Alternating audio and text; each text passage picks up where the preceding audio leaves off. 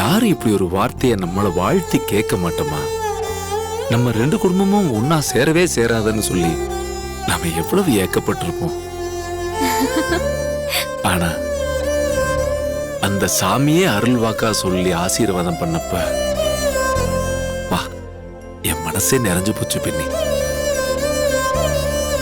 இப்ப என் மனசுல என்னைக்காவது ஒரு நாள் நம்ம ரெண்டு குடும்பமும் ஒன்னா சேர்ந்துன்ற நம்பிக்கை எனக்கு இருக்கு. நாம எல்லாரும் ஒன்னா உறவா மாறுவன்ற நம்பிக்கை எனக்கு இருக்கு. அதுக்கு நம்ம போடுற விதை தான் இந்த கல்யாணம். ஆமாச்சி.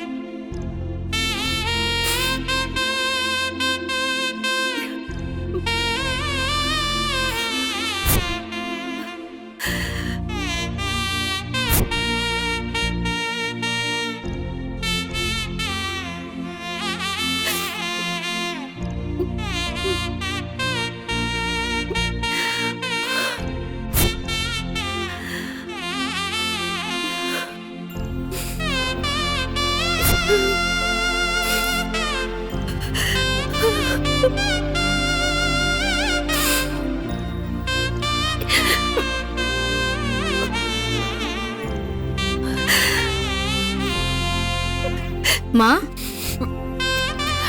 என்னத்தா? என்னம்மா ஏன் தனியா உட்கார்ந்து அழுதுட்டு இருக்க?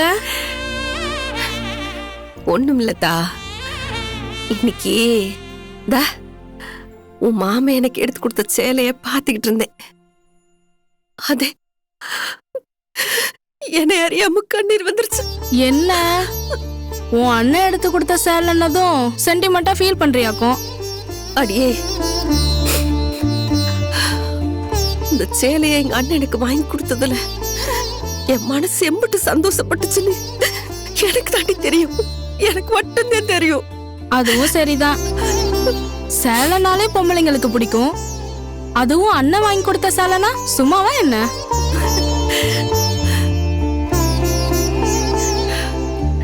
என் பிறந்த வீட்டுல இருந்து எனக்கு என் அண்ணன் வாங்கி கொடுத்த சேலடி இது.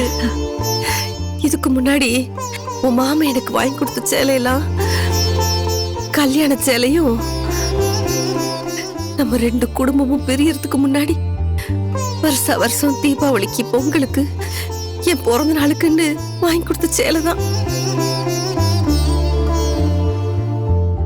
என் அண்ணன் கையால சேலை வாங்கி அது ஆச்சடி 10-15 வருஷம் ஆச்சு.